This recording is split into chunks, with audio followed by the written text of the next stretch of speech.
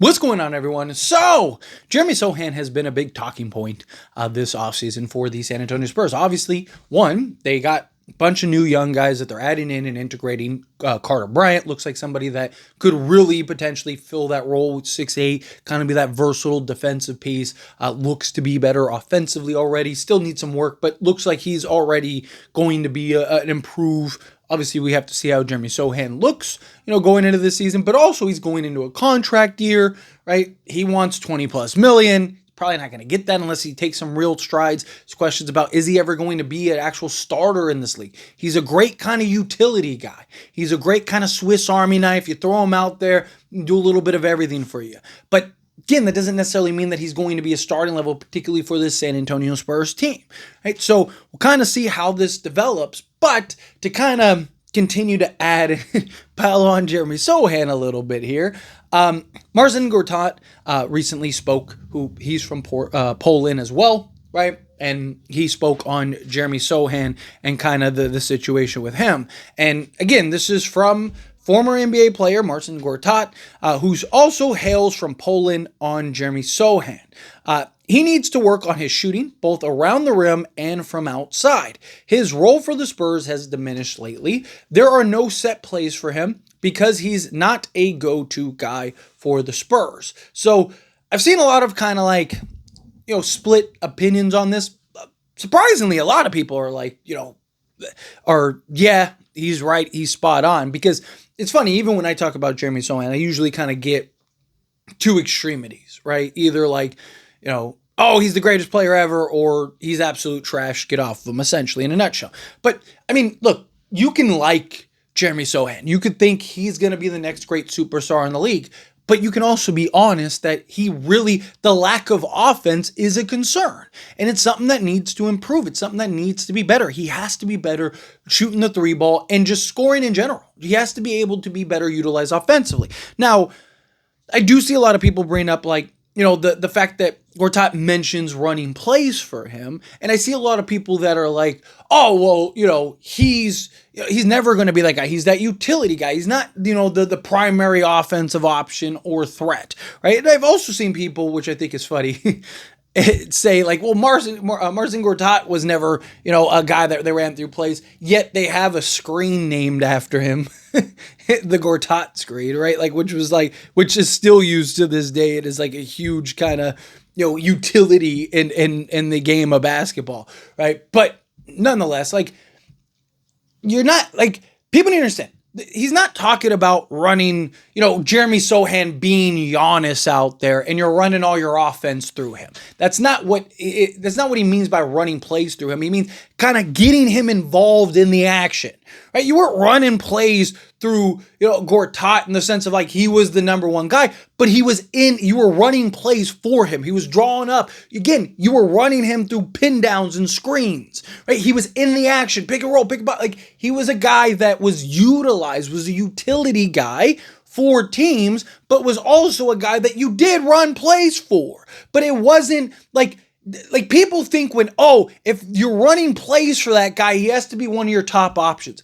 No, not necessarily. If you have a go-to play that involves a particular player, you're drawing that play up for that player, right? Like there's the generalized plays where anyone can do that, but then you also have action where it's like, hey, this two-man game is really good, right? Jeremy Sohan setting the screen or, setting a pin down, and then all of a sudden, De'Aaron Fox is coming off of that and you're running this two-man game. If that works for you offensively, then that's great. You want to kind of have that versatility. That's what Gortat means by like, he doesn't have plays called for him or anything like that, because he's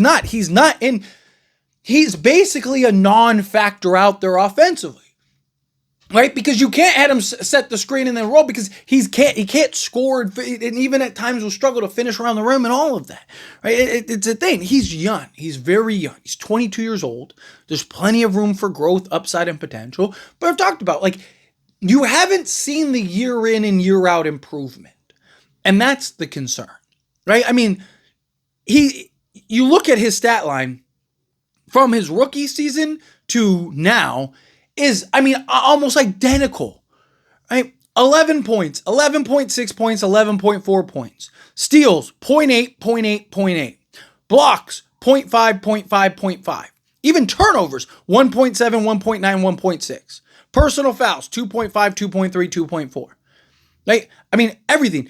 Assists, 2.5, 3.4. That was the year where you did the point Sohan, right? And that just didn't work out. 2.4. Rebounds, 5.3, 6.4, 6.5. Right? Like, again, so, I see people like, oh, but he's played all these different roles, which, yes, in his defense, they have kind of played him in all the, running the point forward thing, and that really wasn't his game. But even in other areas, there's not improvement, right? Like, it's not like the shooting percentage has gone up. You look at 20 from 3-point range, 24.6%. Then he jumped up to 30.8%, so almost 31%. It's like, perfect, great. Like, you're seeing the growth. And then the following year, it's the same thing, 30.8%, right? To the point. I mean, even his 2-point percentage, 52%, 49.2%, 59%, right? EFG, 48.3%, 48.3%, 56.5%. Right? Like, free throw shooting, 69.8%, 77.1%. Okay, back to 69.6%. It's just, again, you're not seeing which is good, right? Again, I'm not saying he's a bad player. He is a good player. Like 11, 6, and 2, right, or 2.5 is excellent, right? Like, that's fine. But as a role utility guy, right, like if Jeremy Sohan is comfortable just being that utility guy for the rest of his career and is fine making, probably 12 to 15 million a year at most, right, over the next, maybe with the new CBA, maybe closer to 12. But if he's fine making 12 million a year every year for his entire career, perfect. Right? Like, that's great. What he's giving you is exactly what you could use. The utility guy coming in off the bench.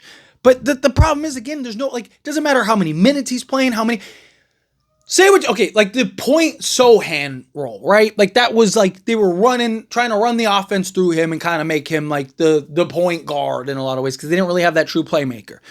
He had his highest usage, his most minutes played, his highest field goal attempts, everything. Everything was at its highest except for the scoring, the percentages, and all of that.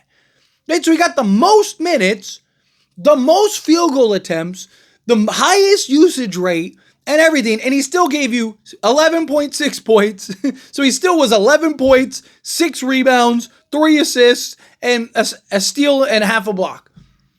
Again, his usage, his field goal attempts, everything went up. Minutes, all of it, all went up, and he was the exact same player. Exact same. The only thing that got better was his assist making by 1 assist.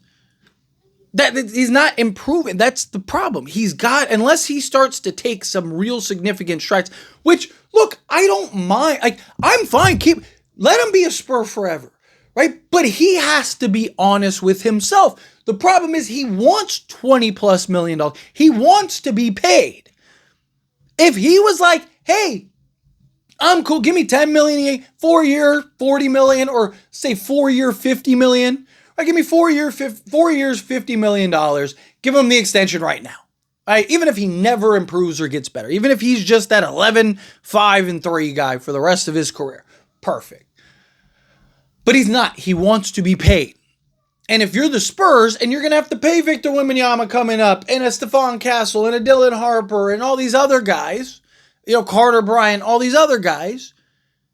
Oh, and by the way, you have Devin Vassell making $27 million. Oh, and by the way, you have Keldon Johnson making, $18 million or whatever, right? Like $19 million.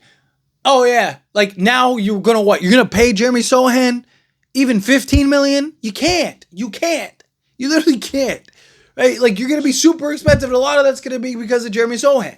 And then teams are going to know you're desperate, and you're not going to get any value for him. You're almost better off letting him walk at that point, right? Or trading him for some assets or something. There's probably a team that'd give you, a couple seconds or a nice young player or something. Maybe you find maybe a team like the Thunder would give you, a first, depending on the first, because not all firsts are created equal. Maybe you get a first for it, but anyway, as always, this is a discussion. I pass the question on you. Let me know your thoughts and opinions down in the comments. As always, this is a discussion, so I want to hear from you.